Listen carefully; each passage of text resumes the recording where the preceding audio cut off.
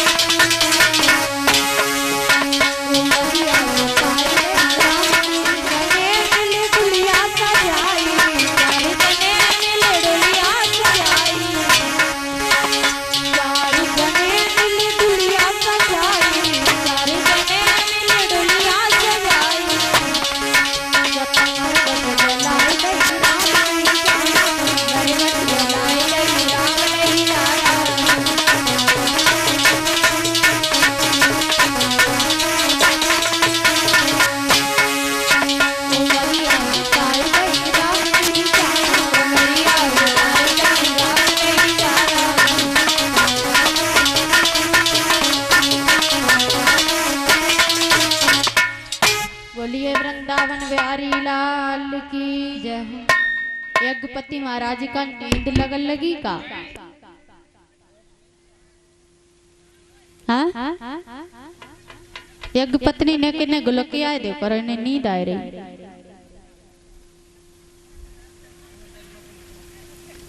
परीक्षित महाराज, एक किसान रहे, तो उस किसान ने भोले बाबा से वरदान मांगना चाहा। तो उस किसान ने परीक्षित महाराज, अरे इधर गौर करो परीक्षित महाराज,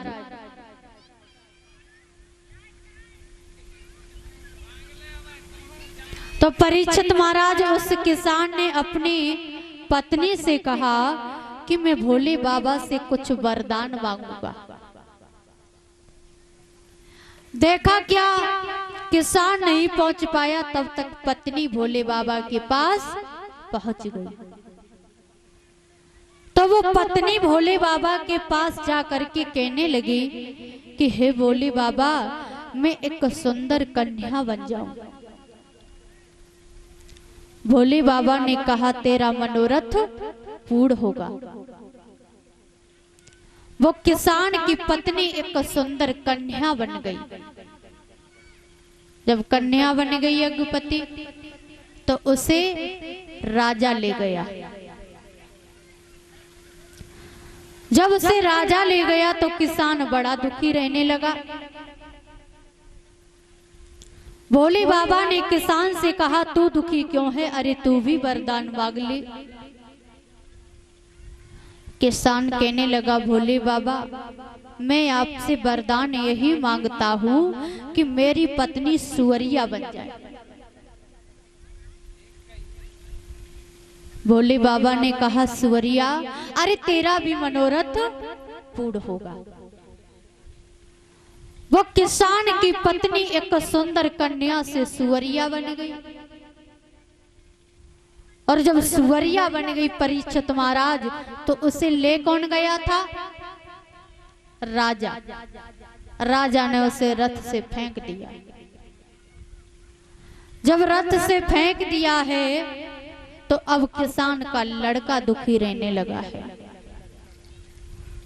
जब लड़का दुखी रहने लगा है तो भोले बाबा ने लड़का से कहा है तू दुखी क्यों है? अरे तू भी वरदान मांग ले। किसान का लड़का कहने लगा है भोले बाबा मैं आपसे यही वरदान मांगता हूँ कि मेरी माँ जैसी थी वैसी हो जाए। भोले बाबा ने कहा तेरा भी मनोरथ पूर्ण होगा। वो किसान की पत्नी जैसी थी वैसी हो गई। परीक्षित महाराज समझने की बात ये है कि उन माँ बाप बेटे में एकता ना थी, सलाह ना थी, इसलिए किसी को भी कुछ नहीं मिला है। इसलिए परीक्षित महाराज हमारा सभी भाई बंधुओं से माताओं बहनों से यही कहना है कि जिसके घर में एकता होती है, सलाह होती है, विघटन नहीं होता है तो व्यक्ति जो कार्य करना चाहता है वही सफल होता है। और जिसके घर में एकता नहीं है तो व्यक्ति चाहे कुछ भी काम करना चाहे सफल नहीं होगा। बोलिए वृंदावन बिहारी लाल की, सतगुरुदेव भगवान की। सुखदेव जी